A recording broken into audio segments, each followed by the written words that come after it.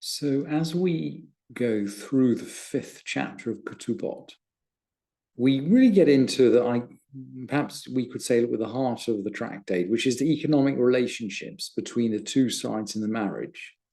And we learned in the eighth Mishnah that if someone doesn't actually live with his wife, so in other words, he provides for her via some agent, maybe it's not easy to understand why this is. Perhaps maybe he's got two wives and they live in separate houses. We're not sure.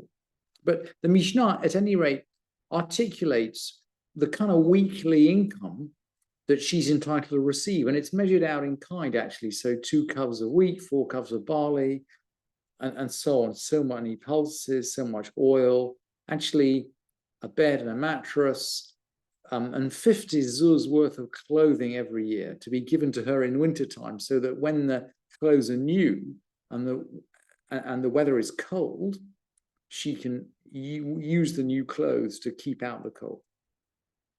So that's the 8th Mishnah, which we covered just before Shavuot. And chapter 5 closes with a continuation of these ideas, just to home in on the petty cash and on one other really important issue, which is really about a social relationship, not an economic or a sexual relationship. He gives her a silver ma'ah for her needs. So we're talking about petty cash here. A silver ma'ah is about a sixth of a zuz. So remember, her clothes budget for a year was 50 zuz, or 1 zuz a week. So this is a sixth of her clothes budget. Think about it. Think of it in that sense. But he Shabbat, and she actually eats with him on Shabbat evenings. So it seems as though, even though she might not be living with him, she's still eating with him. And the Rambam is going to explain this. I think it's worth, I'm just skipping through the Mishnah. We'll come back to the Mishnah, but let's just look at the Rambam. A person has the right not to eat with his wife and not to live with his wife. That's really interesting. But he can provide for her via a third party. And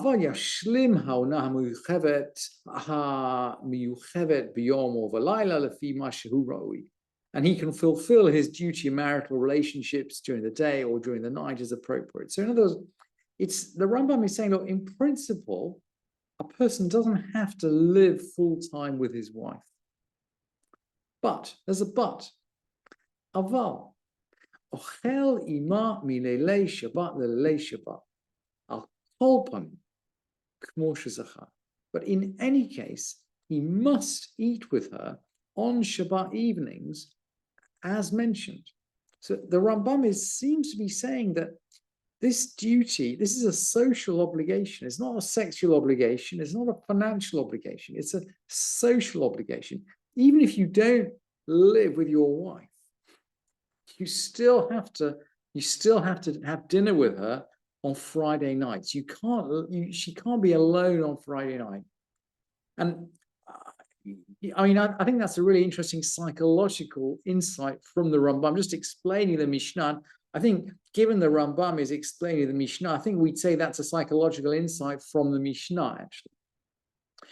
And so, that's a complement to the economic relationships which are described in the rest of the Mishnah. Because now the Mishnah is going to go and talk not about what he does for her, but essentially what kind of things he can take from her.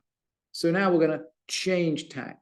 Umahi or Salah, Umahi or Salo. What does she do for him? And this is not, by the way, what she's obligated to do for him, but this is sort of the quantity that this is something that he's entitled to take, so to speak. So that the assumption of the Mishnah is that he's entitled to her earnings and she's entitled to be maintained. Now, over and above these quantities, she can keep, but he seems to be entitled to take these quantities. What are they? Mishkal chamesh la'im shti biyuda. The weight of 5 sellers of shti. Shti is the warp, so it's one way on the loom.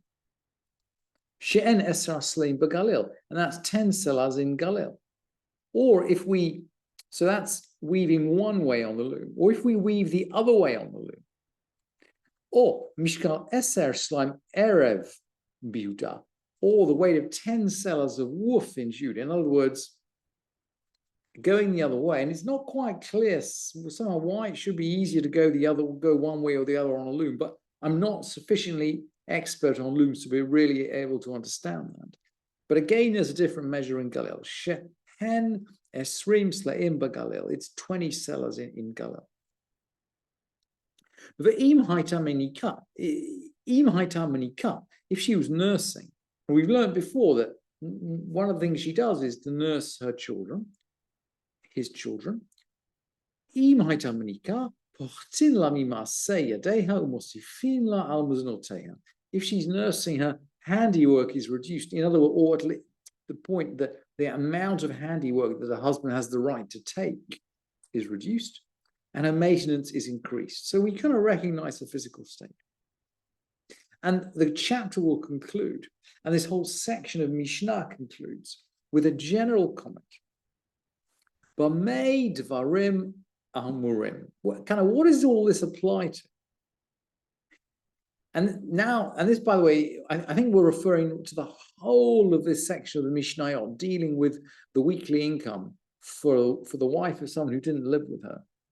So we're not just talking about the kind of the quantity of wool we're talking about here. We're talking about all of these issues. To what do we apply them? Ba'ani she b'Yisrael, to a poor person in Israel. So this is, if you like, a minimum. The poorest person has to satisfy these. Aval, bimuchubad, with an honored person. Hakol lefi chvodo. Everything is according to his honor. In other words, the income due to the wife is related to the honor due to the man. These two things can't be separated out. The next chapter of the Mishnah, we'll just jump into the 6th chapter. Somehow, and it's interesting that the chapter change should be a change of subject, but the 6th chapter is going to focus much more on pure economic relationships, but it jumps off the material in the final Mishnah. So we're going to go back to this question of, what's this quantity of wool that he can take from her? And in general, the Mishnah states, a wife's findings, in other words, something she finds in the street or comes across, and her work belong to her husband. And that's a principle that we learned in the 4th chapter as well. What about something that not something she finds, but she inherits during the marriage? The Yorshata, as for her inheritance, the ochel peirot b'chayeha, he eats the fruit during her lifetime. But the Mishnah is saying here that income from the inheritance, and by the way, this applies to possessions she brings into the marriage, income belongs to him during her lifetime, and I guess also during his lifetime and until she's divorced. But the principal still belongs to her. So if she's divorced, or if she dies, if she's divorced or if he dies, then she will get the principal. And if she dies, of course, her sons will get the principal. What if she's injured and she receives compensation? Compensation for embarrassment or blemish belongs to her. Now, we've already learned that there are 5 kinds of compensation for damages. And the Mishnah only zeroes in on 2 here. I think probably because the others are obvious. So, for example, there's compensation for kind of time off work and for medical expenses. Well, I think these will belong to the husband because he's obliged to pay her medical expenses. And of course, he receives the income from her earnings. So I think we'd expect those to go to the husband. And then there's compensation for pain. Well, that obviously goes to the wife because she's the one who's paying.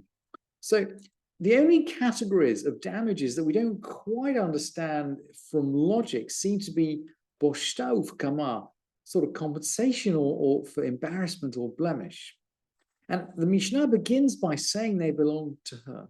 But Rabbi Yehuda ben Beter is going to disagree in a way that we find slightly kind of disturbing with our modern eye. But by the way, the halacha, according to the Bartanura and the Rambam, goes according to Rabbi Yehuda. So it's worth spending a little time just thinking about Rabbi Yehuda ben Beter, who says, Rabbi Yehuda ben Beter omer, Bizman shevaseta la shnei chalakim velo echad. If she's injured in some hidden place, which is not obvious, she receives 2/3 and he receives 1/3. So he has kind of some share in this. Uvizman sheva galui lo shnei chalakim velo echad. And if she's injured in some place, it's obvious to everybody. So this man's wife, so she's walking around, let's say, with an open scar on her arm that everybody can, or on her face, everybody can see this. Somehow it seems as though he receives, it's as if he feels damaged or embarrassed. And so the Mishnah rules, lo shnei chalakim velo echad. He gets 2/3 and she gets 1/3. And we find this very kind of, well, anyway, this doesn't jive with our sensibilities, but that's the ruling of the Mishnah and that's the halacha. And then the Mishnah continues, shelo notnin lo miyad. His share, that's his share of the compensation, is given to him immediately. And the Mishnah doesn't have any anxiety that a man is able to take care of money, but it is anxious. It is, or it seems to be anxious about people, maybe men, taking advantage of women and their property getting lost. So her share is actually not given to her. It's effectively put into trust. With her share, land is bought. Remember, in those days, you couldn't put money into a bank and you couldn't put money into a bank and, if you like, put the account in trust. They didn't have a banking system. The only way you could keep money safe would be to invest in land. So the money's invested in land. Hu ochel perod, he actually gets the income, but the assumption is that on his death or on her divorce, she'd then receive that land, or of course on her death, it could be inherited by her sons.